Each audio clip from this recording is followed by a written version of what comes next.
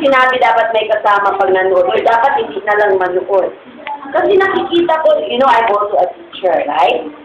Tapos sa school namin, doon sa playground, nakikita ko yung mga bata, nag-wrestling sila. Marami doon din sa akin.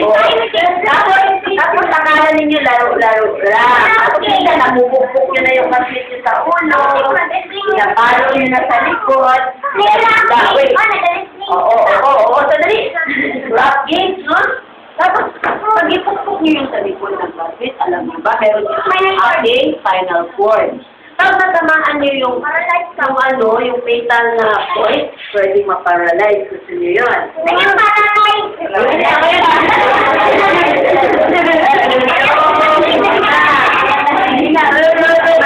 Hindi na maka-walk properly. Ganyan, nakatay na yung half na katawan. Magkanya na siya mag-walk o normal, no? And you don't like that it happens to you or to your classmates. Oo, yan na. Maganda sa mesa. Minsan, akala natin lang tapos minsan, nakikita lang sila, hindi nagsasampalan sila. Tapos sa'yo, makikita ko sa'yo, nagsasampalan, kaya hindi sa'yo. Kasi ang name is the image and likeness of God. So you all to respect everybody sa ginawa tayo sa tulad ni God.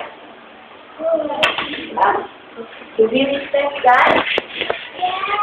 Do we respect the creation of God? Yes.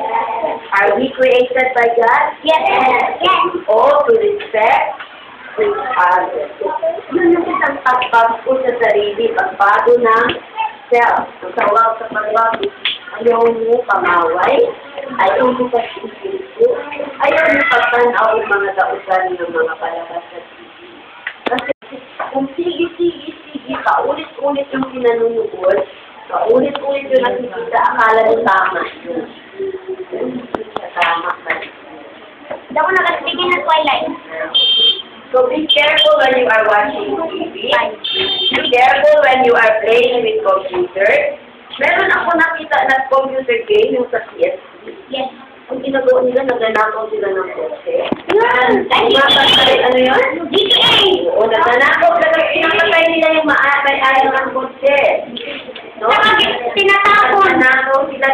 Parang gano'n siya. When did the computer bari-bari? Call of Duty! O, sa cellphone namin! Pag nakita ninyo yun. Excited tayo. Pag nakikita ninyo yun, alam niyo na masama. Are you going to watch it? Yes? No!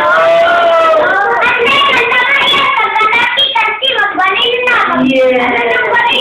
Sino na pwede mag-hawak ng baril, kuya?